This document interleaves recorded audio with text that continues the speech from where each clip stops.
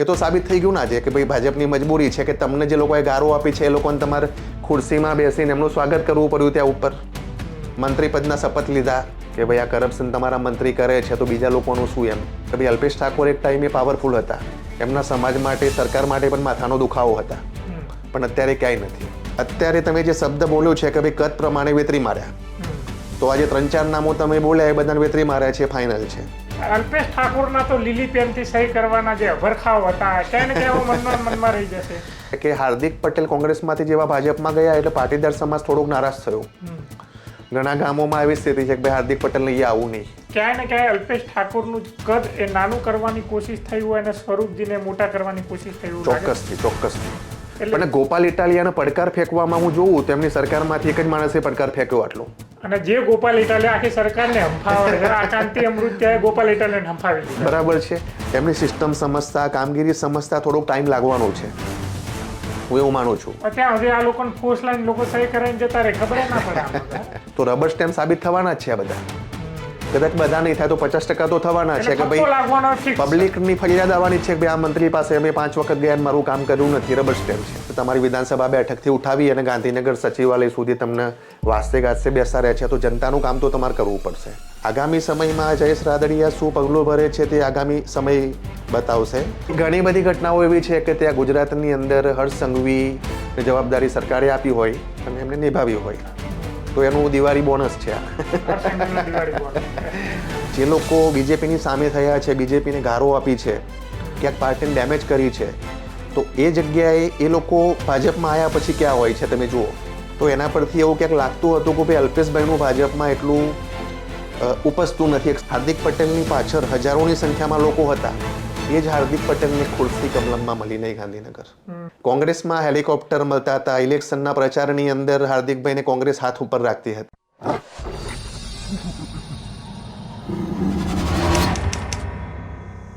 નમસ્કાર, ક્રાંતિમાર્ગથી હું વિમિત કુમાર. સાથીઓ, છેલ્લા 1-1.5 વર્ષથી એક સતત મુદ્દો ચર્ચામાં હતો કે ગુજરાતમાં નવા મંત્રીમંડળનું વિસ્તરણ ક્યારે થશે, મંત્રીમંડળ નવું ક્યારે આવશે, અને ખાસ કરીને જે આ જૂના જોગીઓને કાઢવાની જે ઉતાવળ હોય એવી રીતે મીડિયાની અંદર આખો મુદ્દો ચર્ચામાં હતો. અને હવે અંત આવી ગયો છે આ ચર્ચાનો. ગુજરાત સરકારનું નવું મંત્રીમંડળ આવી ગયું છે. જૂના જોગીઓ અમુક હતા એને ઘર ભેગા કરવામાં આવ્યા છે, નવા લોકોને સ્થાન આપવામાં આવ્યું છે.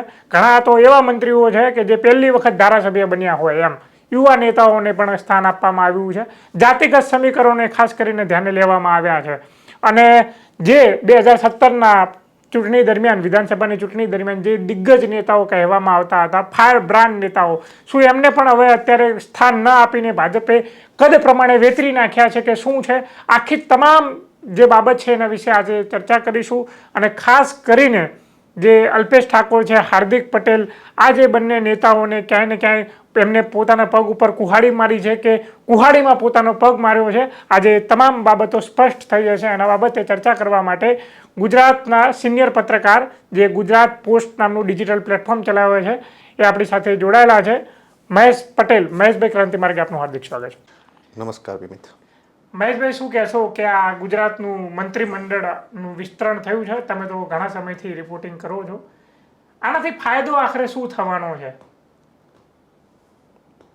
આમ તો વિમિત છેલ્લા ઘણા સમયથી એટલે મહિનાઓથી ગણો, વર્ષોથી ગણો, માર્કેટમાં ચર્ચા હતી કે આજે વિસ્તરણ થશે, કાલે થશે, 15 દિવસ પછી થશે, મહિના પછી થશે. એટલે આજનો દિવસ ગુજરાત માટે એક અગત્યનો દિવસ છે. ગુજરાતની જનતા માટે, ગુજરાતની રાજનીતિ માટે અગત્યનો દિવસ એટલા માટે છે કે આજે ફાઇનલી દાદાનું એક કહેવાય જમ્બો કેબિનેટ એટલે 15 રાજ્ય કક્ષાના મંત્રીઓ, 9 કેબિનેટ મંત્રીઓ, ડેપ્યુટી સીએમ તરીકે હર્ષભાઈ સંઘવી, સીએમ તરીકે ભૂપેન્દ્રભાઈ જે છે એ કન્ટિન્યુ થયા છે. તો આજે ફાઇનલી ગુજરાતની જનતાને એક જમ્બો કેબિનેટ મંત્રાલય મળી ગયું છે. એટલે મતલબ કે ચર્ચાઓ જે હતી, અફવાઓ હતી, ચર્ચાઓ હતી, પ્રિડિક્શન હતા, મીડિયામાં પણ આપણે જોયું હશે કે ભાઈ દિવાળી પહેલાં થશે, દિવાળી પછી થશે, ઘણા તહેવારો પૂરા થઈ ગયા પણ અત્યાર સુધી મંત્રીમંડળનું વિસ્તરણ દેખાયું નહીં. ફાઇનલી દિવાળીના તહેવારની અંદર દાદાની સરકાર ફરીથી બની છે. નવા 26 જેટલા મંત્રીઓને સ્થાન આપવામાં આવ્યું છે. હવે આગામી સમયની અંદર એટલે કે આજે જ્યારે આપણે આ ચર્ચા કરી રહ્યા છીએ એની એ ટાઈમની અંદર થોડીક વારની અંદર ખાતાની ફાળવણી થઈ જશે. હાર્દિક પટેલ, અલ્પેશ ઠાકોર જે 2017ની ચૂંટણીના જે આ હીરો હતા, ક્યાંય ને ક્યાંય અત્યારે એમને પણ મંત્રીમંડળમાં સ્થાન આપવામાં નથી આવ્યું. શું લાગે છે આ બાબતે? જયેશ રાદડિયા જે કહેવામાં આવે છે કે પાટીદાર સમાજના દિગ્ગજ નેતાઓમાં એમનું નામ આવે, એ લોકોને પણ હવે આગળ વધવાનો મોકો નથી મળ્યો મંત્રી બનવાનો. શા માટે એવું લાગી રહ્યું છે? વિમિત, ભાજપ છે ને એક એવી પાર્ટી છે કે એને જે કરવું હશે એ કરશે, એ બતાવશે કઈ, કરશે કઈ. હાર્દિક પટેલ, અલ્પેશ ઠાકોર એ બધા એક સમયના એક હીરો કહેવાય એમના સમાજમાં. ઓબીસી સમાજ માટે અલ્પેશ ઠાકોર છે તો અલ્પેશ ઠાકોરનો બોલ એક ટાઈમે ઝીલવામાં આવતો હતો. અલ્પેશ ઠાકોર હજારોની સંખ્યામાં લોકોને ભેગા કરી શકવાની તાકાત રાખતા હતા. હાર્દિક પટેલની વાત કરું તો હાર્દિક પટેલ પાટીદાર આંદોલન પછી ભાજપ માટે મુશ્કેલી વધી હતી. પાટીદાર આંદોલનથી ભાજપ એક પછી એક તકલીફોમાં મુકાયું હતું. ત્યારબાદ કોઈને યેન કેન પ્રકારે એટલે કોઈ પણ પ્રકારે મધ્યસ્થી ઊભા કરવામાં આવ્યા. કોઈ પણ રીતે ભાજપને કોઈ પણ રીતે હાર્દિક પટેલને ભાજપમાં લેવામાં આવ્યા. હાર્દિક પટેલ ભાજપમાં ગયા પછી ધારાસભ્ય બન્યા. ધારાસભ્ય બન્યા પછી એક ચર્ચાઓ પાટીદાર સમાજમાં પણ હતી અને ગુજરાતની જનતામાં પણ હતી કે હાર્દિક પટેલ સૌથી યુવા મંત્રી તરીકે ગુજરાત સરકારની અંદર જોડાશે અને ગુજરાત સરકારમાં શપથવિધિમાં હાજર હશે. પરંતુ આ વાતનો છેદ ઉડી ગયો છે. હાર્દિક પટેલને મંત્રી બનાવવામાં આવ્યા નથી. એ જ રીતે અલ્પેશ ઠાકોરની વાત છે તો અલ્પેશ ઠાકોરનું નામ પણ છેલ્લા ઘણા સમયથી હતું કે ગુજરાતની ભાજપ સરકાર અલ્પેશ ઠાકોરને મંત્રી બનાવશે, પરંતુ તેમનું નામ પણ ક્યાંય દેખાયું નહીં અને તે પણ અત્યારે સાઇડ લાઇન જેવી સ્થિતિ ઊભી થઈ છે. તો આ બંને નેતાઓ જે ગુજરાતના યુવા નેતાઓ છે, એક ટાઈમે ક્રાંતિકારી વિચારો સાથે ગુજરાતની રાજનીતિમાં આ બંને નેતાઓએ પ્રવેશ લીધો હતો. પરંતુ ભાજપનું કેવું છે કે ભાજપને જે કરવું હશે તે જ કરશે. ભાજપે આ બંનેને મોકો આપ્યો નથી. અને બીજી એક વસ્તુ એ છે કે થોડાક સમય પહેલાં વિરમગામના પ્રશ્નો મામલે હાર્દિક પટેલે એક લેટર સીએમ મુખ્યપ્રધાનને લખ્યો હતો અને કેટલીક પ્રજાલક્ષી માંગણીઓ કરી હતી. તો તેના પરથી એ પણ લાગી રહ્યું હતું કે ભાઈ હાર્દિક પટેલ ભાજપની સામે બોલી રહ્યા છે, એટલે કે પોતાની પાર્ટી સામે અવાજ ઉઠાવી રહ્યા છે, બરાપો કાઢી રહ્યા છે અને ભાજપને આ વસ્તુ ગમતી નથી. એવું જ ઉદાહરણ, એવો જ કિસ્સો જેતપુરનો છે, જયેશ રાદડિયાનો છે. જયેશ રાદડિયા એટલે આજે સૌરાષ્ટ્રમાં પટેલ સમાજનું એક મોટું માથું ગણી શકાય. પરંતુ થોડા સમય પહેલાં સહકારી ચૂંટણીની અંદર ભાજપના મેન્ડેટનો અનાદર કર્યો હતો જયેશ રાદડિયાએ અને ભાજપના ના કહેવા છતાં પણ ચૂંટણી લડી અને જીત્યા હતા. તો એ ટાઈમથી કદાચ એવું લાગી રહ્યું હતું કે ભાઈ જયેશ રાદડિયાને સાઇડ લાઇન કરવામાં આવશે અને એ જ થયું કે આજે પાટીદાર સમાજના દમદાર અને મોટો ચહેરો જે છે જયેશ રાદડિયા, તેમને સાઇડલાઇન કરવામાં આવ્યા અને તેમને મંત્રી પદ આપવામાં આવ્યું નથી. પરંતુ આનું નુકસાન પણ ભાજપને થાય તેવી શક્યતા છે. જયેશ રાદડિયા પાટીદાર સમાજમાં એક મોટું માથું છે, મોટું નામ છે અને તે નેતાની સાથે એમના પિતાની જેમ સમાજસેવી પણ છે. એટલે કે એમની સાથે ત્યાંની પબ્લિક ઊભી છે. આગામી સમયમાં જયેશ રાદડિયા શું પગલું ભરે છે તે આગામી સમય બતાવશે. પરંતુ અત્યારે આ ત્રણ જે નેતાઓ છે, પાવરફુલ નેતાઓ છે, ગુજરાતની રાજનીતિમાં લોંગ ટર્મ ચાલે એવા નેતાઓ છે, એ નેતાઓનું પત્તું કાપવામાં આવ્યું છે, નક્કી છે. એટલે ક્યાંય ને કે આ જે 2017ની ચૂંટણીના જે હીરો હોય અને એને સાવ ઝીરો કરવાનું આ એમને કદ પ્રમાણે વેતરી નાખે એવું કહી શકાય ખરા? 100%. જયેશ રાદડિયા સૌરાષ્ટ્રના પાટીદાર સમાજના સૌથી મોટા નેતા હું ગણી શકું છું, એમ માની શકું છું. હાર્દિક પટેલ તો સમસ્ત ગુજરાત સમાજના, ગુજરાતની દેશમાં પાટીદાર નેતા. એક ટાઈમે આજે દેશની અંદર પાટીદાર નેતાની અંદર હાર્દિક પટેલનું નામ સૌથી ઉપર હતું. એની રેલીમાં હજારોની સંખ્યામાં, લાખોની સંખ્યામાં લોકો સાંભળવા માટે આવતા હાર્દિકભાઈને. પરંતુ છેલ્લા ઘણા સમયથી તે સાઇડ લાઇટ છે અને આજે તમે જોઈ લીધું કે ભાઈ હાર્દિકભાઈ કોઈ જગ્યાએ નથી. બીજું એક ઉદાહરણ આપું હાર્દિકભાઈનું કે થોડાક દિવસો પહેલા ગુજરાત ભાજપ પ્રદેશના પ્રમુખની વરણી હતી, જગદીશ વિશ્વકર્માની વરણી હતી.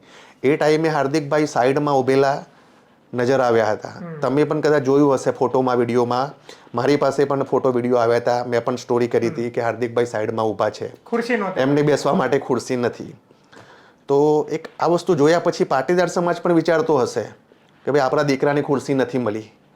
જે દીકરાએ પાટીદાર સમાજ માટે લડત આપી, પાટીદાર સમાજને મીન્સ કે ન્યાય અપાવ્યો ઘણા મુદ્દાઓમાં, એના કારણે રિઝર્વેશન થોડું ઘણું મળ્યું ક્યાંક, એના કારણે પાટીદાર સમાજના છોકરાઓ પણ સરકારી નોકરીમાં થોડાક વધ્યા છે. તો આ એક વસ્તુ જોવા જેવી છે કે ભાઈ જે હાર્દિક પટેલ માટે, હાર્દિક પટેલની પાછળ હજારોની સંખ્યામાં લોકો હતા, એ જ હાર્દિક પટેલને ખુરશી કમલમમાં મળી નહીં ગાંધીનગર. કોંગ્રેસમાં હેલિકોપ્ટર મળતા હતા. કોંગ્રેસમાં હેલિકોપ્ટર મળતા હતા. ઇલેક્શનના પ્રચારની અંદર હાર્દિકભાઈને કોંગ્રેસ હાથ ઉપર રાખતી હતી, પણ હાર્દિકભાઈએ પછી નિર્ણય લીધો અને કોંગ્રેસ છોડી. કોંગ્રેસ માટે, કોંગ્રેસના નેતાઓ માટે ટિપ્પણી પણ કરી હશે ભૂતકાળમાં. કોંગ્રેસ છોડ્યા પછી હાર્દિકભાઈ કેસરીઓ ધારણ કર્યો, વાસ્તે ગાસ્તે બીજેપીમાં ગયા. લાગ્યું બીજેપીમાં મંત્રી બનીશું આગામી સમયમાં, પરંતુ આજે સબ ક્લિયર છે. આજે મંત્રી બનાવાયા નથી એમને. હા, પણ એમને શુભેચ્છા આપી છે. આજે એમને સોશિયલ મીડિયામાં જે નવનિર્મિત મંત્રીઓ છે એ બધાને શુભેચ્છા આપી છે. કારણ કે એમના હાથમાં હવે શુભેચ્છા આપવા સિવાય બીજું કંઈ છે પણ નહીં. એવું તો ઠીક છે, આ તો રાજનીતિ છે વિમિતભાઈ. એટલે આગામી સમયમાં શું થાય છે, કોણ શું કરે છે, નારાજ માણસો શું કરે કોઈને ખબર નથી. આ રાજનીતિ છે. અલ્પેશ ઠાકોરના તો લીલી પેનથી સહી કરવાના જે અભરખાવ હતા ક્યાંય ને ક્યાં મનમાં રહી જશે. અલ્પેશ ઠાકોર ઓબીસી સમાજના મોટા નેતા છે, એ વાતની અંદર બીજી કોઈ વાત છે નહીં, 100% છે. આટલા મોટા નેતા હોય પાટીદાર આંદોલન સમયે સમકક્ષ જે બીજું આંદોલન ચાલ્યું ઓબીસીમાં પટેલોને નહીં સમાવવા માટે, અલ્પેશભાઈએ વિરોધ કર્યો અથવા એમના સમાજ માટે લડ્યા. જે પણ શબ્દ વાપરવો હોય વાપરી શકાય છે. અલ્પેશ ઠાકોર માટે એવું હતું કે ભાઈ અલ્પેશ ઠાકોર પણ ઠાકોર સમાજના એક મોટા આગેવાન છે. એક સમયે ઠાકોર સેનાના એમના માણસો હજારોની સંખ્યામાં એમની સાથે ઊભા થઈ જતા શક્તિ પ્રદર્શનમાં. પરંતુ છેલ્લા થોડા સમયથી મેં એમને સ્ટેજ ઉપર ક્યાંય જોયા નથી પાર્ટી માટે. બીજેપીમાં ગયા પછી બીજેપીનો એક પ્રોટોકોલ હોય છે, એક નિયમો હોય છે એના, કે ભાઈ કાર્યક્રમ હોય જે પાર્ટીના એમાં હાજર રહેવું જોઈએ, એમાં ભાષણ આપતા હોય છે એ લોકો. પરંતુ છેલ્લા ઘણા સમયથી મેં એમને સ્ટેજ ઉપર જોયા નથી, અને ગયા હશે તો થોડી વારમાં હાજરી આપીને નીકળી ગયા હશે. તો એના પરથી એવું ક્યાંક લાગતું હતું કે ભાઈ અલ્પેશભાઈનું ભાજપમાં એટલું ઉપજતું નથી, એક શબ્દ છે, અથવા તો પાર્ટી એમને સાઇડ લાઇન કરવા માટે બેઠી છે, એમને દબાઈ રાખવા માટે બેઠી છે. અને ભાજપની એક રણનીતિ છે, એક શરૂઆતથી ચાલી આવતી એક એમની પ્રથા કહી શકાય આપણે, કે ભાઈ જે લોકો બીજેપીની સામે થયા છે, બીજેપીને ગારો આપી છે, ક્યાંક પાર્ટીને ડેમેજ કરી છે, તો એ જગ્યાએ એ લોકો ભાજપમાં આવ્યા પછી ક્યાં હોય છે તમે જુઓ. આજે કોંગ્રેસમાંથી અનેક લોકો મંત્રી બનવા માટે સપનાઓ સાથે ભાજપમાં ગયા છે. આજના વિસ્તરણની અંદર માત્ર અર્જુનભાઈ મોઢવાડિયા સિવાય કોઈ કોંગ્રેસીને બીજેપીએ સ્થાન આપ્યું નથી. અગાઉની કેબિનેટમાં કોંગ્રેસી હતા નેતાઓ, બરવંતસિંહ રાજપૂત છે, કુંવરજી બાવળિયા છે, રાઘવજીભાઈ છે, તો એ બધા કોંગ્રેસમાંથી આવેલા છે. અને અત્યારે શું છે, આજે 26માંથી એક જ વ્યક્તિ કોંગ્રેસમાંથી આવેલા છે. સીજે ચાવડાનું નામ અંતિમ ઘડી સુધી હતું, સીજે ચાવડા પણ મંત્રી બનવાના છે. અને અર્જુનભાઈની સાથે જ એમને ભાજપની અંદર પ્રવેશ કર્યો હતો સાથે. તો કોંગ્રેસમાંથી ખાલી અર્જુનભાઈને જ કેમ બનાવ્યા છે, બીજા બધાની બાદબાકી કરી આ વખતે? અર્જુનભાઈ કોંગ્રેસના સિનિયર નેતા છે, બહુ જૂના નેતા છે, અને મજબૂત એક નોલેજેબલ પર્સન કહી શકાય. એક ટાઈમે કોંગ્રેસમાંથી વિરોધ કરવા વાળું, એટલે કે ભાઈ બીજેપીના ઉચ્ચ નેતાઓનો વિરોધ કરવા માટે અર્જુનભાઈ એકલા એક્ટિવ હતા એવું કહી શકાય. તો અર્જુનભાઈએ જે તે ટાઈમે પાર્ટીમાં પ્રવેશ લીધો, ભાજપની અંદર પ્રવેશ લીધો કોંગ્રેસ છોડીને, ત્યારે કદાચ હું માનું છું કમિટમેન્ટ કર્યું હશે પાર્ટીએ કે ભાઈ મારા કદ પ્રમાણે મને પાર્ટીની અંદર કોઈ હોદ્દો મળવો જોઈએ તો હું તમારી પાર્ટીમાં જોડીશ. અને આવું નોર્મલી હોય છે, એવું અર્જુનભાઈના કિસ્સામાં નહીં, કોઈ પણ કિસ્સાની અંદર આવી ડીલો થતી હોય છે કે ભાઈ મને મારા હોદ્દા પ્રમાણે, મારા માન પ્રમાણે, મારા પોલિટિકલ કેરિયર પ્રમાણે મને મળવો જોઈએ હોદ્દો. તો એ કારણ હોઈ શકે છે, હું માનું છું. બાકી કોંગ્રેસ વાળાને લેવા માટે બીજો કોઈ રીઝન નથી. મતલબ આ હાર્દિક ને અને અલ્પેશભાઈ ને આ બધા સાથે કોઈ કમિટમેન્ટ નહીં થયું હોય કે મંત્રી પદ આપશું, કે એમને જોડાઈ ગયા હશે? હવે એ તો શું છે કે એ લોકોને ખ્યાલ હોય કે ભાઈ એવા જ્યારે જોડાયા ત્યારે શું સિચ્યુએશન હતી. એમને જોડવા માટે મીન્સ કે પાર્ટીમાં જે લોકો લેવા માટે આવ્યા હતા એ લોકોની સાથે શું ચર્ચા થઈ હતી, શું કમિટમેન્ટ થયું હતું. ઘણી વખત એવું છે કોઈ કમિટમેન્ટ ના પણ હોય. આજે ભાજપ જેવી મોટી પાર્ટી છે, આજે 28-29 વર્ષથી ગુજરાતમાં સત્તા પર છે, તો કોઈ પણ વ્યક્તિ ભાજપમાં જવા માટે તલપાપડ છે કે ભાઈ હું અત્યારે પાવરફુલ છું મારા સમાજમાં, તો કાલે હું ભાજપમાં જાઉં તો મારું માન, મોભો, મર્યાદા વધવાનું છે અને હું મંત્રી પણ બનીશ ફ્યુચરમાં.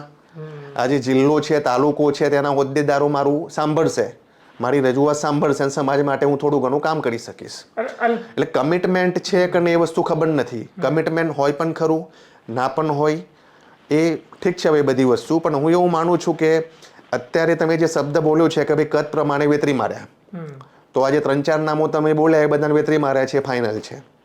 બીજી ભાજપની મજબૂરી શું છે કહું હું તમને.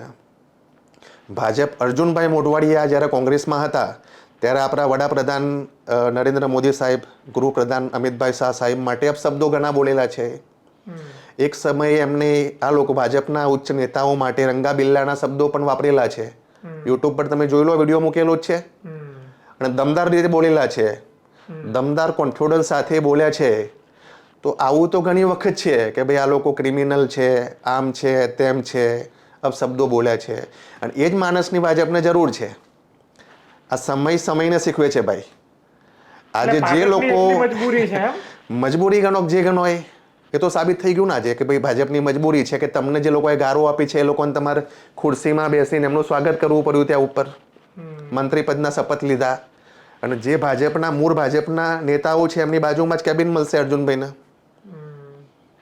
પણ હા, એક વસ્તુ છે, અત્યારના મંત્રીમંડળમાં દરેક સમાજ, ઓબીસી સમાજ હોય, પાટીદાર સમાજ હોય, એસટી એસસી હોય, બ્રાહ્મણ હોય, બીજો કોઈ સમાજ હોય, મીન્સ કે બધાને એક પ્રધાનને આપ્યું છે આદિવાસી સમાજ સાથે. બધાને સાથે લઈને ચાલવાની જે રણનીતિ છે ભાજપની, આગામી ઇલેક્શનમાં ત્યાં ફાયદો કરે એવું મને લાગી રહ્યું છે. અત્યાર સુધી બધા કોંગ્રેસ પણ એવું કહેતી કે ભાઈ નાનું મંત્રીમંડળ છે, આ લોકો ખબર નહીં કેમનું ચલાવે છે. એલિગેશન્સ થયા છે, પબ્લિક તરફથી પણ એલિગેશન્સ થયા છે કે ભાઈ અમારા કામ સરકારમાં થતા નથી, કલાકો સુધી રાહ જોવી પડે છે, મંત્રીઓ મળતા નથી, કેમ કે મંત્રીઓની માથે જવાબદારી છે. પરંતુ અત્યારે એક મોટું મંત્રીમંડળ એટલે 26 મંત્રીઓનું મંત્રીમંડળ આપ્યા પછી દરેક સમાજને ન્યાય મળ્યો છે એ દેખાઈ રહ્યું છે. આગામી વિધાનસભામાં બીજેપીએ એ રીતની ગોઠવણ કરી છે કે આગામી વિધાનસભામાં તકલીફ ઓછી પડે અને ફરી એક વખત તેમની સરકાર બને. એ સ્પષ્ટ બધાને દેખાઈ રહ્યું છે. વિપક્ષોએ પણ આ વસ્તુ સમજવી પડશે. આપણા જે જૂના મંત્રીઓ હતા એને કેમ હટાવવામાં આવ્યા હશે પછી? નવા મંત્રીમંડળ બન્યા પછી જૂના મંત્રીઓ, જે સિનિયર મંત્રીઓ કહી શકાય, એ લોકોને હટાવી દીધા છે સરકારે, ભૂપેન્દ્ર પટેલ સરકારે. એટલે ક્યાંક ને ક્યાંક કોઈ મંત્રીઓ સામે કદાચ કોઈ ધીમી કામગીરીની ફરિયાદ હોય, કોઈ સર્વે કરાયો હોય પાર્ટીએ, અથવા તો રાજકીય સમીકરણ જે ગુજરાતના છે, જ્ઞાતિવાદની રીતે તમે જોતા હોય, એમાં એ લોકો બંધ બેસતા ના હોય તો હટાયા હોય એવું હું માની શકું છું. બચુભાઈ ખાબડને હટાવ્યા છે તો એમના 2 પુત્રોના જે મનરેગાનું સૌથી મોટું સ્કેમ 8 થી 9 કરોડનું એક આખું સ્કેન્ડલ બહાર આવ્યું હતું. અને ઉચાપત ગણો કે ભાઈ કરપ્શન ગણો જે ગણો, એટલે બંને બચુભાઈ ખાબડના બંને પુત્રો જેલમાં ગયા. તો ત્યારથી એવું લાગતું હતું કે ભાઈ બચુ ખાબડને અત્યારે તાત્કાલિક હટાવશે. પછી ભીખુભાઈ બીજા જે મોડાસાના છે એ પણ થોડા વિવાદમાં આવ્યા હતા, જે તે ટાઈમે એક કેસની અંદર એમના પુત્ર વિવાદમાં આવ્યા હતા. તો એ કારણથી એમને હટાવ્યા છે. ભાનુબેન બાબડિયા છે તો એમની જગ્યાએ બીજા 3 મહિલાઓ છે એમને હટાવી અને 3 મહિલાઓને પ્રાધાન્ય આપ્યું છે સરકારે, મીન્સ કે નવી ટીમની અંદર. તો એ બધું એક રૂટિન હું કહી શકું છું, કોઈ મોટો વિવાદ નથી. નોર્મલી એવું છે કે ભાઈ નવા મંત્રીઓ યુથ છે, નવા તો નવા લોકોને ચાન્સ આપો, જૂના લોકો જે છે એમને અત્યાર સુધી કામ કર્યું છે. અચ્છા, વાત આવે છે અહીંયા રીવાબા જાડેજાની, જે 34 વર્ષની ઉંમરે પહેલી વખત ચૂંટાઈને આવ્યા છે અને એમને મંત્રી પદ મળી ગયું. એમની એવી રાજકીય ક્વોલિફિકેશન તમને શું લાગે છે? ખરેખર મંત્રી પદના હકદાર છે કે પછી બીજું કંઈક કારણ છે? વિમિત, કેવું છે, ભાજપમાં તો હકદાર છે કે હકદાર નથી જોતા. પાર્ટીને કયો ફાયદો થાય છે, પબ્લિક માટે કોણ કામ કરી રહ્યું છે. આગામી વિધાનસભા ઇલેક્શન આવશે 2027માં, ત્યારે કોણ ભાજપ માટે ઉપયોગી નીવડવાનું છે, એ પ્લાનિંગ અત્યારથી થયું છે. એ પ્લાનિંગ થયું છે એટલા માટે મંત્રીમંડળ નવું છે, બાકી બદલવાની ક્યાં જરૂર છે? તમે વારે ઘરે મંત્રીમંડળનું વિસ્તરણ કરવાની વાતો જે છે કરો છો તમે, બરાબર છે. એટલે ક્યાંક તો ભાજપને લાગતું હશે ને ઇન્ટરનલ કે ભાઈ આપણે નવા મંત્રીઓ આટલા નહીં બનાવીએ, જ્ઞાતિના સમીકરણો નહીં બેસાડીએ, ગોઠવણ નહીં કરીએ તો આગામી સમયમાં આપણી સીટો ઓછી થશે અથવા આપણે હારી જઈશું બહુ બધી જગ્યાએ. તો આ એક પ્રિડિક્શન એવું છે કે આ બધું આવ્યા પછી નવા મંત્રીઓમાં યુથ મંત્રીઓ લીધા છે, લોકોએ જે યુથ છે દોડીને જે કામ કરી શકે છે એવા લોકો લીધા છે. એમાં રીવાબા જાડેજા જે છે એ પહેલું નામ છે આમ તો યુથમાં, 34-35 વર્ષ ઉંમર છે એમની. જામનગરથી વિધાનસભા લડ્યા હતા, ચૂંટાઈ આવ્યા અને પાર્ટી માટે સારું એવું કામ જામનગરમાં કર્યું છે. ક્રિકેટર રવિન્દ્ર જાડેજાના પત્ની છે, એટલે સૌથી વધારે બેનિફિટ એ છે, સૌથી વધારે બેનિફિટ કહી શકાય. અને વારંવાર મીન્સ કે ઘણી વખત મોદી સાહેબ જે આપણા પીએમ છે એમની સાથે એમના ફોટો પણ તમે જોયા હશે કે ભાઈ રીવાબા રવિન્દ્ર જાડેજાએ મોદી સાહેબ સાથે મુલાકાત કરી. એટલે કે એવું કહી શકાય કે ભાઈ એ ભાજપનું હાઈકમાન્ડ છે એની ગુડ બુકમાં છે. અને એવું પણ નથી કે એમને લઈ લીધા છે, નવો ચહેરો છે. ઘણા નવા લોકો છે ભાજપમાં કે આવ્યા પછી વર્ષો સુધી સારું કામ કરે છે. એટલે પાર્ટીએ વિચાર્યું હશે કે ભાઈ જામનગરમાં મજબૂતી માટે આગામી સમયે પાર્ટીના પલ્લું ભારું રહે એટલા માટે અમને લીધા છે રીવાબાને. અને એક્ટિવ પણ છે એવું નથી, એ એમના મત વિસ્તારમાં એક્ટિવ છે. હવે સચિવાલયમાં બેસશે એવા. કાંતિ અમૃતિયાને પણ બનાવ્યા છે. કાંતિભાઈ અમૃતિયા એક એવો ચહેરો છે કે વિરોધીઓને જવાબ આપવા માટે, મજબૂત જવાબ આપવા માટે એક મજબૂત ચહેરો છે ભાજપ પાસે. જુઓ, 2-3 ઘટનાઓ હું તમને જૂની ઘટનાઓ માટે વાત કરું છું. એક તો મોરબીમાં જે પેલો બ્રિજ તૂટી પડ્યો હતો, નદી પરનો બ્રિજ છે, બરોબર છે, વોક બ્રિજ છે, તો એ ટાઈમે ઘણા લોકોના મોત થયા હતા. તો એ ટાઈમે મોરબીમાં તમે ગમે ત્યાં વાત કરશો તો ફર્સ્ટ નેતા કોણ હતા કે જે નદી ઉપર પહોંચ્યા અને બધાને બહાર કરવાની કામગીરી ચાલુ કરી? એમ તો એ કાંતિભાઈ અમૃતિયા હતા. એનો વિડીયો સોશિયલ મીડિયામાં જોરદાર વાયરલ થયો હતો કે ભાઈ કાંતિભાઈ અમૃતિયા પબ્લિક માટે જુઓ કેટલું કામ કરી રહ્યા છે. એમના સમર્થકોએ વાયરલ કર્યો હોય, પબ્લિકે પણ કર્યો હોય. ભાઈ, સ્વાભાવિક છે, કોઈ માણસ મળતા હોય ને તમે બચાવવા માટે જાઓ તો તમે હીરો છો, તમે સારું કામ કરી રહ્યા છો. તો એક હું માનું છું વિડીયો જે છે બહુ વાયરલ થયા પછી કાંતિભાઈનું કદ પાર્ટીમાં વધી ગયું. ત્યાં એમના વિરોધીઓ ચૂપ થઈ ગયા. એમના જે વિરોધીઓ છે, કોમ્પિટિટિવ જે લોકો પ્રતિસ્પર્ધી છે, એ બધા ચૂપ થઈ ગયા. પછી એક બીજી ઘટના એવી બની એના પછીની, થોડાક ટાઈમ પહેલાની છે કે ભાઈ ગોપાલ ઇટાલિયાની સામે થયા કાંતિભાઈ. કાંતિભાઈએ મીડિયામાં, એમના સોશિયલ મીડિયામાં બધી જગ્યાએ સ્પષ્ટ સ્ટેટમેન્ટ આપ્યું કે ભાઈ ગોપાલ ઇટાલિયામાં તાકાત હોય તો હું રાજીનામું આપું, મારી સામે આવીને ઇલેક્શન લડી બતાવે વિધાનસભાનું, હું બેઠક ખાલી કરું. આ એક સ્ટન્ટ હતો, પોલિટિકલ સ્ટન્ટ છે. કાંતિભાઈ પછી ગાંધીનગર આવ્યા, સચિવાલય ગયા ત્યાં, પણ પછી કંઈ થયું નહીં. કાર્યકરો સાથે પહોંચ્યા, નાટકનો અંત આવી ગયો. કોઈએ રાજીનામું આપ્યું નહીં, કોઈ સામે ચૂંટણી લડવા માટે આવ્યું નહીં. બાકી ગોપાલ ઇટાલિયા જે આપમાંથી છે, અત્યારે વિસાવદરના ધારાસભ્ય છે, તો એમને કહ્યું તો હું આવું છું લડવા માટે, રાજીનામું આપ્યું નહીં. એટલે હું માનું છું કે આ એક રાજકીય સ્ટન્ટ હતો.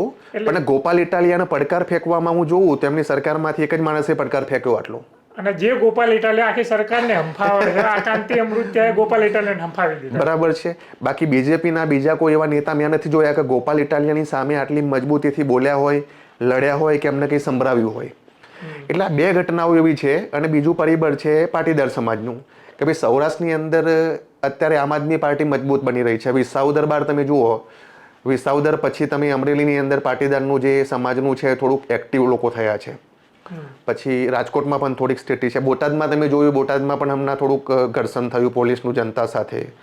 તો આ બધા સમીકરણો જોતા ભાજપ પાસે કદાચ એક વિકલ્પ એવો હતો કે ભાઈ કાંતિભાઈ અમૃતિયા એક એવા નેતા છે કે ભાઈ ગોપાલ ઇટાલિયા અથવા આમ આદમી પાર્ટીની સામે લડી શકે એવા છે, પાર્ટી માટે લડી શકે એવા છે. એટલે ગોપાલ ઇટાલિયાની સામે પડવાનું એમને ઇનામ મળ્યું એવું કહી શકાય? કાંતિભાઈ કહી શકાય. અને એ પણ જનતાના નેતા છે, સેવક છે. ગમે ત્યારે હું એવું માનું છું કે ગમે ત્યારે કોઈ માણસ કોલ કરે તો એ ઊભા થઈ જાય છે. ત્યાં લોકોના કામ કરવા માટે તત્પર હોય છે. સ્થાનિક રજૂઆતો ગાંધીનગર સુધી પહોંચાડતા હોય એવા નેતાઓ બહુ ઓછા છે. એટલે આ લોકોને એનું ફળ મળ્યું એવું આપણે કહી શકાય. હું એમ કહું છું કે આજે ટર્મ પૂરી થતા પહેલા આખું મંત્રીમંડળ બદલી દેવામાં આવે છે, આ કેટલું યોગ્ય છે? યોગ્ય અયોગ્ય વસ્તુ જે છે વિમિત, એ કેવું છે કે અત્યારે ભાજપની સત્તા છે ગુજરાતમાં અને વર્ષોથી છે, આજની નથી. એટલે ભાજપે, હું તમને પહેલા એ શબ્દ કહું છું કે ભાજપે જે કરવું હોય એ કરશે. આમાં વિરોધ કરવાની પણ કોઈ વસ્તુ નથી. એમની સરકાર છે, એમને જે કરવું હોય કરે. વિરોધ કરે તો ચાલે. અને એ પ્રજાના હિત માટે કરે છે, એવું કહે છે કે અમે પ્રજાના હિત માટે આ બધું કરી રહ્યા છીએ. એટલે આમાં 2 સ્વાર્થ હોય, પ્રજાનું હિત પણ હોય અને આગામી સમયમાં, આગામી વિધાનસભામાં સૌથી સારી બેઠકો લાવીને ફરીથી બીજેપીની સરકાર બનાવવી, એ પણ વસ્તુ હોય. પ્રજાનું હિત એટલા માટે હું કહું છું કે ભાઈ લાસ્ટ ટાઈમ મંત્રીમંડળની સંખ્યા બહુ કોમ્પેક્ટ હતી, બહુ ઓછી હતી. એટલે એક મંત્રી ઉપર 2-3, 5 ખાતાના, 2 હોય, 3 હોય, 4 હોય, 5 ખાતાના 12 હતા. એટલે એ લોકો ન્યાય આપી શકતા નહોતા. અને આ વખતે આજે બહુ મોટું મંત્રીમંડળ છે. સીએમ ભૂપેન્દ્ર પટેલ, હર્ષભાઈ સંઘવી નાયબ સીએમ અત્યારે જે ગૃહ રાજ્યમંત્રી હતા, એમના સિવાય પણ બીજા 24 જેટલા મંત્રીઓએ શપથ લીધા છે. બરોબર છે. તો અત્યારે શું છે કે પ્રજાના કામ જે છે, વિકાસના કામ છે, એ બધાને ન્યાય મળશે એવું હું માનું છું. મંત્રીમંડળ મોટું છે ના, 100% વાત સાચી છે. અત્યાર સુધી ન્યાય કદાચ ઓછો મળતો હશે, કેમ કે પબ્લિકના મોઢે મેં સાંભળેલું છે કે ભાઈ અમે સચિવાલયમાં ગયા કે પછી અમારા ધારાસભ્યને મળ્યા પણ એ બીજી છે, તો એ કહે છે કે તમે ત્યાં જાઓ, મંત્રીને રજૂઆત કરો. મંત્રી ઘણી વખત એવું કહે છે કે મારા હાથમાં નથી આ. મેં મારા કાના સાંભળેલી છે વસ્તુ. ઘણા લોકો મને કોલ કરે છે આ વસ્તુ માટે કે આમાં મેં મારી અરજી છે પણ કંઈ નિરાકરણ આવતું નથી. તો એવું હોઈ શકે કે ભાઈ મંત્રીની માથે કામની જવાબદારી વધારે છે તો એ ન્યાય આપી શકતા નથી પ્રજાને. અચ્છા. અને આ એલિગેશન્સ થયેલા છે ભૂતકાળમાં કે ભાઈ તમારું નાનું મંત્રીમંડળ શું કરી રહ્યું છે, એમ પબ્લિકના કામો નથી થતા. તમે પણ ક્યાંક જોયું હશે, અનુભવ્યું હશે. તો આપણે હવે એવું માની લેવાનું, આગામી સમયમાં શું થવાનું છે રાજનીતિમાં એ ખબર નથી, પણ આપણે એવું માની લઈશું કે ભાઈ આગામી સમયમાં આજે મંત્રીઓને સરકારી જવાબદારી આપી છે, ભૂપેન્દ્ર પટેલ સરકારે જે જવાબદારી આપી છે નિભાવશે, બધાને પબ્લિક માટે કામ કરશે, પબ્લિકને ટાઈમ આપશે. હર્ષ સંઘવીને નાયબ મુખ્યમંત્રીનું પદ મળી ગયું, તમને આ બાબતે શું કહેવું છે કે ખરેખર એ નાયબ મુખ્યમંત્રીના પદના હકદાર કે દાવેદાર હતા? આમ તો હર્ષ નાની ઉંમરે સંઘવી બની હું એવું માનું છું કે દાવેદાર કદાચ હતા. અચ્છા. દાવેદાર એટલા માટે હતા કે ગુજરાતની અંદર છેલ્લા 1.5-2 વર્ષની અંદર જે ઘટનાઓ બની છે એ ઘટનાઓમાં ડેમેજ કંટ્રોલ તરીકે સરકારને બચાવવા માટે, સરકાર તરફથી રજૂઆત કરવા માટે અને યોગ્ય પગલાં લેવા માટેની કામગીરી હર્ષ સંઘવીને આપી છે. હું તમને ઘટના ગણાવું કે મોરબીની અંદર જ્યારે બ્રિજ તૂટી પડ્યો અને અનેક લોકોના મોત થયા તો હર્ષ સંઘવી જલ્દી પહોંચ્યા હતા ત્યાં. રાજકોટ ટીઆરપી ગેમની અંદર દુર્ઘટના થઈ તો એમાં એ ટાઈમે પણ આમને સરકારી જવાબદારી આપી હશે અને ઘણું બધું એમને મેનેજ કર્યું હશે, પ્રજાના હિતમાં કંઈ એક્શન લીધું હશે આરોપીઓ સામે, જે પણ આરોપીઓ છે એમની સામે. ત્રીજી ઘટના સૌથી મોટી સરકારને નુકસાન કરે એવી રાજપૂત આંદોલન હતું, જે પુરુષોત્તમ રૂપાલાની એક નાની ટિપ્પણી, નાની તો ના કહેવાય પણ વિવાદિત ટિપ્પણી હતી હું માનું છું. પુરુષોત્તમ રૂપાલાની કોઈ સમાજ પ્રત્યે વિવાદિત ટિપ્પણી હતી. ટિપ્પણી બાદ મામલો થોડો ગરમ થયો અને ગુજરાતભરની અંદર રાજપૂત સમાજે પ્રદર્શન કર્યા, ભાજપ સરકાર સામે પ્રદર્શન કર્યા, નારાબાજી થઈ. તો આ બધી ઘટના જે છે આ સરકારને નુકસાન કરે, ડેમેજ કરે એવી વાત હતી. એ ટાઈમે પણ જવાબદારી કદાચ હર્ષભાઈએ નિભાવી હશે સરકારના હિતમાં, પબ્લિકના હિતમાં. અને બીજું એવું છે કે ભાઈ કદાચ હું એવું માનું છું કે એમને આગળ કરવા માટે એક તો એવા યંગ છે, એમની પાસે ટીમ છે અને ઓછી ઉંમરમાં ધારાસભ્ય બન્યા હતા સુરતથી, બરોબર છે, અને પછી કન્ટિન્યુ એમએલએ બન્યા અને સરકારે ગૃહ રાજ્ય પ્રધાન બનાવ્યા અને આજે નાયબ મુખ્યપ્રધાનનું પદ આપ્યું. એટલે હું એવું માનું છું કે ભાઈ એ મહેનત કરી રહ્યા છે પાર્ટી માટે, પબ્લિક માટે, તો એ લાયક પણ છે કદાચ. અને આગામી સમયમાં સરકારને એવું હશે કે ભાઈ નાયબ મુખ્યપ્રધાનની પદની જરૂર છે. નીતિનભાઈ પછી કોઈને બનાવ્યા નહોતા, વિજયભાઈ રૂપાણી હતા, સ્વર્ગસ્થ વિજય રૂપાણી સીએમ હતા, ડેપ્યુટી સીએમ નીતિનભાઈ હતા. તો કદાચ ભૂપેન્દ્રભાઈ પટેલનું કામગીરી થોડીક વેચવા માટે, થોડુંક હરવું કરવા માટે અને આમનું પ્રમોશન કરવા માટે આ વસ્તુ થયેલી છે. બાકી ઘણી બધી ઘટનાઓ એવી છે કે ત્યાં ગુજરાતની અંદર હર્ષ સંઘવી જવાબદારી સરકારે આપી હોય અને એમને નિભાવી હોય, તો એનું દિવાળી બોનસ છે આ. આપણા મુખ્યમંત્રી દાદા ભૂપેન્દ્ર પટેલ, એમને ગત ટર્મની અંદર પણ તમે જુઓ કે હર્ષ સંઘવી વધારે ઉભરીને બહાર આવ્યા, મુખ્યમંત્રી સાવ ચૂપચાપ જોવા મળતા. આ વખતે પણ એવું થશે કે મુખ્યમંત્રી ભલે આપણા દાદા રહ્યા ભૂપેન્દ્ર પટેલ, પણ જવાબદારી ખાસ કરીને હર્ષ સંઘવી સંભાળશે? એટલે એ મુદ્દામાં એવું છે કે ભાઈ સીએમ ભૂપેન્દ્ર પટેલ તો કામગીરી એમના સાયલેન્ટલી કરી રહ્યા છે. ઘણી વખત એવું હોય છે કે કોઈ સીએમ દેખાવ કરતા હોય છે અને કોઈ સીએમ દેખાવ નથી કરતા અને શાંતિથી એમની કામગીરી કરતા હોય છે. તો સીએમ ભૂપેન્દ્ર પટેલ લગભગ કોઈ વિવાદમાં આવ્યા નથી. પ્રજાલક્ષી ઘણા નિર્ણયો પણ સારા લીધા છે એમને કામગીરી કરી છે. પરંતુ હર્ષ સંઘવી છે એ થોડા યંગ છે અને ઘણી વસ્તુ સમજે છે, એમની પાસે ટીમ પણ છે કદાચ સારી. તો ઘણા લોકો કહે છે કે ભાઈ સુપર સીએમ એવા હશે એમ. ના ના, રબર સ્ટેમ્પ તો ના કહી શકાય, દાદા પણ કામગીરી કરી રહ્યા છે. હવે આગામી સમય બનાવશે કે કોણ શું છે અને કોણ શું કામગીરી કરે છે. હું એમ કહું છું કે આજે ઘણા પહેલી ટર્મની અંદર ચૂંટાઈને આવ્યા હોય એવા ધારાસભ્યોને મંત્રી બનાવવામાં આવ્યા છે. જ્યારે ટર્મ પૂરી થતા થતા તો એ શીખતા જ હશે અને જ્યારે શીખી ગયા હશે અને ખાતા સંભાળવા માટે સક્ષમ થઈ ગયા છે ત્યાં સુધી તો એ રિટાયર થઈ જવાના આવતી ટર્મ સુધી તો. હા, એટલે 100% વાત સાચી છે વિમિત. આમાં ઘણા લોકો એવા છે, મીન્સ કે ઘણા નેતાઓ એવા છે કે ફર્સ્ટ ટાઈમ ધારાસભ્ય બન્યા છે ને પહેલી ટર્મની અંદર એમને મંત્રી પદ મળ્યું છે. મોટા ભાગના એવા છે કે એમને રાજ્ય કક્ષાનું મંત્રી પદ બન્યું છે. એટલે અનુભવ તો કેવું છે કે મંત્રી બનશે તો અનુભવ થશે. એ વાત પણ સાચી છે કે આગામી 1 વર્ષ સુધી તો કદાચ એમને સમજવામાં કઈ રીતની કામગીરી છે સરકારની, બ્યુરોક્રેટ શું કરી રહ્યા છે, જનતા માટે શું ડિસિઝન લેવાના છે, ડેવલપમેન્ટના કામો ક્યાં કરવાના છે, એ સમજવામાં જાય. એટલે સમજવામાં ટાઈમ જવાનો. નોર્મલી તમે હોય, હું હોય કે ભાઈ કોઈ પણ માણસ હોય, નવું ફિલ્ડ હોય તો ટાઈમ જવાનો સમજવા માટે. એટલે સમજ્યા પછી તૈયાર થશે ને ત્યાં સુધીમાં ગુજરાત વિધાનસભાનું ઇલેક્શન આવશે. પછી ઇલેક્શનના પ્રચારમાં લાગી જશે. પણ એવું પણ નથી. મંત્રીમંડળનો ફાયદો શું પછી? ફાયદો એવો છે કે ભાઈ આગામી વિધાનસભા જે છે ધ્યાનમાં રાખીને જો 2 વસ્તુ છે વિમિતામાં. જનતાનો ફાયદો કદાચ એટલા માટે છે કે ભાઈ વિસ્તરણ થયું છે, લોકો આમાં વધ્યા છે, મંત્રીઓ આજે 26 મંત્રીઓની ટીમ છે, એટલે જનતાના કામ થોડા ઝડપથી થશે, સરકારે કરવું પડશે. આગામી વિધાનસભામાં ભાજપ એ વોટ જોઈતા હોય તો જનતાના કામ તો કરવા જ પડશે. બાકી જનતા બધું સમજે છે એટલે જનતાને ફાયદો થવાનો છે. બીજી વસ્તુ એ છે કે ભાઈ જ્ઞાતિ સમીકરણો સેટ કરવા માટે આ બધાને બેસાડવામાં આવ્યા છે, ઘણા બધાને, બરોબર છે. તો એ લોકો પણ પાર્ટી માટે મહેનત કરશે અને આગામી વિધાનસભામાં બેઠકો જીતવા માટે મહેનત કરશે. પણ સ્વાભાવિક છે કે તમને બેસાડ્યા છે તો તમારે મહેનત કરવી પડશે, તમારા મત વિસ્તાર અને બીજા મત વિસ્તારમાં પણ જવું પડશે પ્રચાર માટે. પણ એમની અંદર એક માનસિકતા તો અત્યારથી જ આવી જાય છે કે અમને હદ વચ્ચે અમને કદાચ કાઢી મૂકે તો મહેનત શું કરવી છે, પેલા ઘરના ભર લઈએ પોતાના, એવી માનસિકતા કદાચ ના હોય. એ આખો મુદ્દો વિમિત અલગ છે. ઘર ભરવાની વાત છે, આ છે બધું. ભૂતકાળમાં ઘણા મંત્રીઓ ઉપર એલિગેશન્સ થયા છે. બચુ ખાબડ અત્યારે તમારી સામે જ છે. એટલે પાર્ટી કદાચ હું એવું માનું છું કે ભાજપે બચુ ખાબડને હટાવીને એક સંદેશ આપ્યું છે, કરપ્શન ચલાવી લેવામાં આવશે નહીં. હવે આગામી વિધાનસભાની ચૂંટણીમાં લગભગ 2 વર્ષની આસપાસનો ટાઈમ બચ્યું છે. જો કંઈ થાય નહીં ને વહેલી ના આવે તો 2-4 મહિના વહેલી પણ આવતી હોય છે ચૂંટણી, એ લોકોનું ડિસિઝન હોય છે, બરાબર છે. તો હું એવું માનું છું કે ભાઈ 2 વર્ષની અંદર પોતાની કામગીરી 2 વર્ષની અંદર પોતાની કામગીરી જે બતાવશે આગળ કન્ટિન્યુ થશે, સારું કામ કરશે પાર્ટી માટે. કોઈના પર કરપ્શનના એલિગેશન્સ થશે, બીજા કોઈ ભ્રષ્ટાચારના કેવા કોઈ એલિગેશન્સ થશે તો પાર્ટી એ લોકોને બહારનો રસ્તો બતાવે જ છે. પણ આ બહારનો રસ્તો બતાવવામાં બહુ વાર ના થઈ ગઈ. બચુ ખાબડના છોકરાઓનું કૌભાંડ તો ઘણો ટાઈમ. હા. એટલે એ પાર્ટીનું ડિસિઝન છે, સરકારનું ડિસિઝન છે.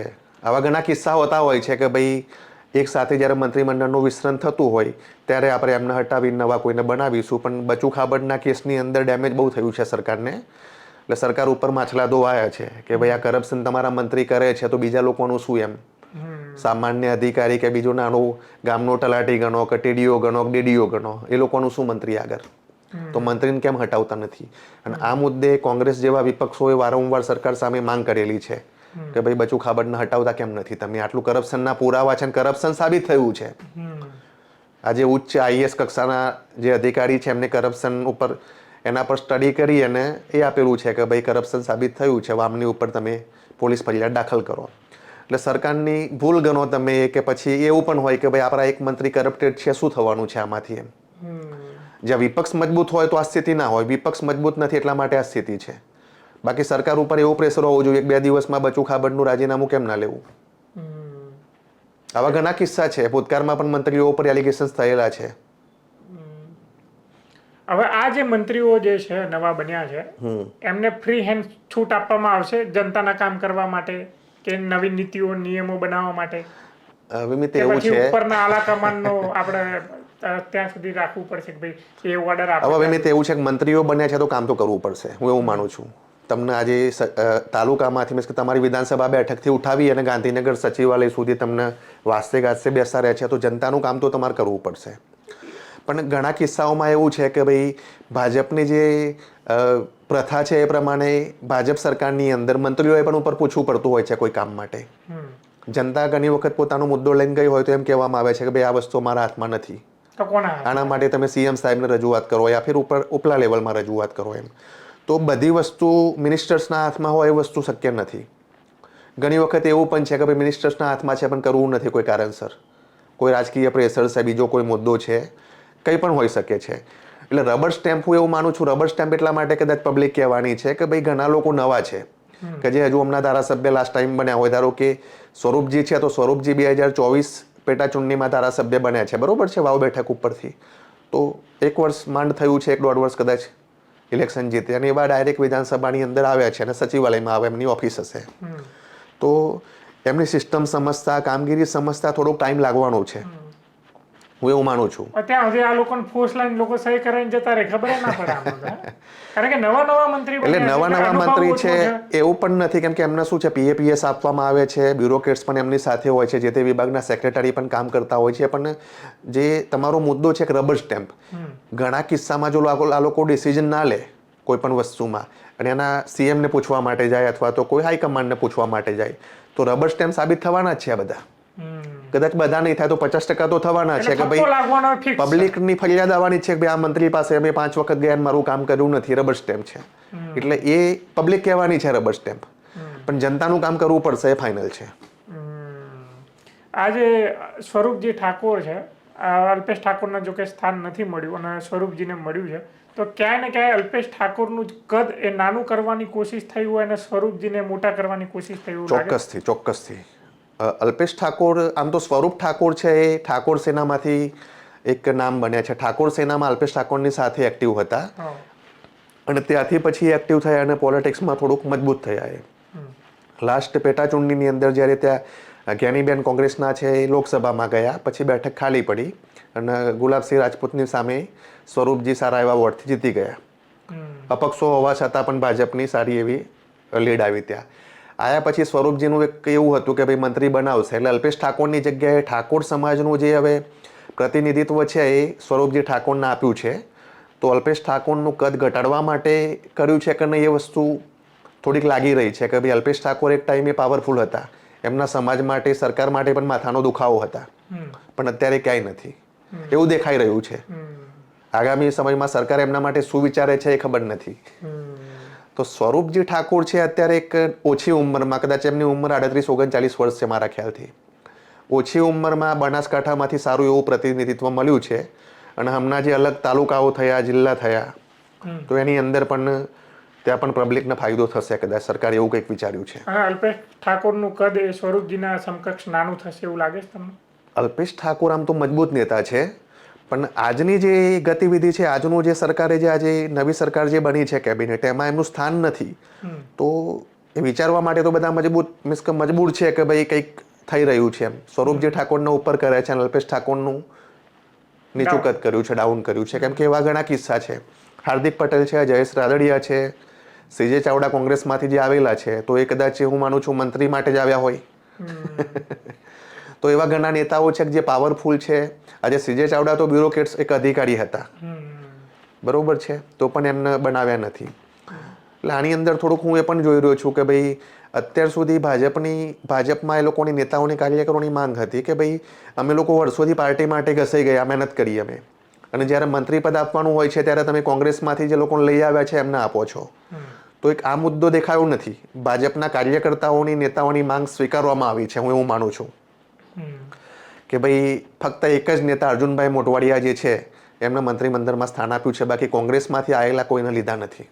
એટલે અલ્પેશ અને જે હાર્દિક પટેલ છે એ કોંગ્રેસમાંથી જ આવેલા છે બંને. સીજે ચાવડા એ કોંગ્રેસમાંથી આવેલા છે. એટલે આ બંને પોતાના પગમાં કુહાડો માર્યો કે કુહાડા ઉપર પોતાના પગ માર્યો? અવિમિત એવું છે કે આ તો કેવું છે, રાજનીતિમાં સમયના ખેલ કહેવાય ને, સંજોગો, સમયના ખેલ. એક ટાઈમે અલ્પેશ ઠાકોર અને હાર્દિક પટેલ એમની પાછળ એમનો સમાજ હતો જોરદાર રીતે. હવે અત્યારે સમાજ છે ખરો લાગે? અત્યારે સમાજ હવે કેવું છે કે આ લોકો કંઈક સમાજ માટે કોઈ એક્ટિવિટી ચાલુ કરે અથવા સમાજ માટે કોઈ કામ કરે, બહાર નીકળે તો કદાચ પબ્લિક આવે, પણ શક્યતા ઓછી છે. શક્યતા ઓછી એટલા માટે છે કે હાર્દિક પટેલ કોંગ્રેસમાંથી જેવા ભાજપમાં ગયા એટલે પાટીદાર સમાજ થોડોક નારાજ થયો. ઘણા ગામોમાં એવી સ્થિતિ છે કે ભાઈ હાર્દિક પટેલ અહીંયા આવું નહીં. હા, પ્રતિબંધ એટલે મૌખિક કહેતા હોય કે હાર્દિક પટેલ અહીંયા ના જોઈએ ભાઈ, કોઈ કાર્યક્રમમાં તમારે બોલાવવાનો નથી. એટલે એક પેલો ગુસ્સો છે, સમાજનો ગુસ્સો. કેમ કે સમાજમાં જ્યારે પાટીદાર સમાજે આંદોલન કર્યું ત્યારે 14 નિર્દોષ છોકરાઓના મોત થયા છે આમાં, બરોબર છે. તો આ બધું જોયા પછી એ 14 પરિવારો તો લાચાર જ છે ને અત્યારે. અને આવી ઘણી ઘટનાઓ છે કે પાટીદાર લોકોએ મીન્સ કે માર ખાધો છે, ગારો ખાધી છે, અને આટલું બધું થયા પછી હાર્દિક પટેલે કેસરીઓ ધારણ કર્યો એટલે ક્યાંક રોષ છે. એટલે હું માનું છું કે હાર્દિક પટેલ હવે અત્યારે કોઈ આંદોલન ઊભું કરવા માટે જાય અથવા તો સરકાર સામે કોઈ ગતિવિધિ કરવા માટે જાય તો હું માનું છું કે કદાચ સપોર્ટ નહીં મળે, સમાજમાંથી પણ નહીં મળે, પબ્લિકમાંથી નહીં મળે. અને સરકાર તરફથી તો જશે. બરોબર છે, સરકારે અત્યારે કંઈ આપ્યું નથી એમને. એટલે હું એવું માનું છું કે એ જોશે અને નવી રણનીતિ બનાવશે કે આગામી સમયમાં શું કરવું એમ. અત્યારે તો કદાચ પબ્લિકના કામોમાં એવા વ્યસ્ત છે કે પબ્લિકના કામો આપણે કરવા છે અને કરી રહ્યા છે એવું પણ નથી. અલ્પેશ ઠાકોરની વાત કરું તો અલ્પેશ ઠાકોર જ્યારે શરૂઆતમાં રાજનીતિમાં એન્ટ્રી કરી ત્યારે દારૂના અડ્ડાઓ માટે પબ્લિક રેડ કરતા એ બધી જગ્યાએ, પણ એ પછી એવા રાજનીતિમાં ગયા, કોંગ્રેસમાં યોગ્ય લાગ્યું નહીં, મહત્વાકાંક્ષા વધારે હતી, બીજેપીમાં ગયા. એટલે આ બધું થયા પછી અડ્ડાઓની રેડ બંધ થઈ ગઈ. એટલે આ બધું જોયા પછી પબ્લિક પણ થોડુંક સમજતી હોય કે ભાઈ તમને પદ મળી ગયું છે તો તમે કેમ મદદ નથી કરતા એમ. ઘણા કિસ્સાઓ એવા છે કે ભાઈ અમે આજે અમારા સમાજના નેતાઓને કોલ કરીએ છીએ તો કોલ ઉપાડતા નથી. આવી ફરિયાદો બહુ છે કોઈ પણ સમાજના કે ભાઈ અમે નેતા બનાવ્યા છે, કોલ નથી ઉપાડતા, જવાબ નથી આપતા, અમને અમારા કામ નથી કરતા. એટલે ઘણી વખત એવું હોય કે વ્યક્તિને પદ મળી ગયું હોય એટલે પછી બીજું આગળ કંઈ સૂચતું હોય ને અથવા કરવું ના હોય અથવા તો મોટું પદ મેળવવા માટે દોડવાનું હોય. એટલે તમે જે આ બે નામો આપ્યા એમાં આ વસ્તુ છે. આપનો ખૂબ ખૂબ આભાર મહેશભાઈ. આ Thank you, હતા thank આપણી you. સાથે નમસ્તે. મહેશભાઈ, અને એક મહત્વપૂર્ણ જે મુદ્દો હતો નમસ્તે. જે ઘણા સમયથી ચર્ચામાં હતો અને માથાના દુખાવો બની ગયો હતો 1.5 વર્ષથી કે નવું મંત્રીમંડળનું વિસ્તરણ ક્યારે થશે, અને લો હવે થઈ ગયું. પણ તમે જોતા રહેજો ક્રાંતિ માર્ગીન કરાર. જિંદાબાદ.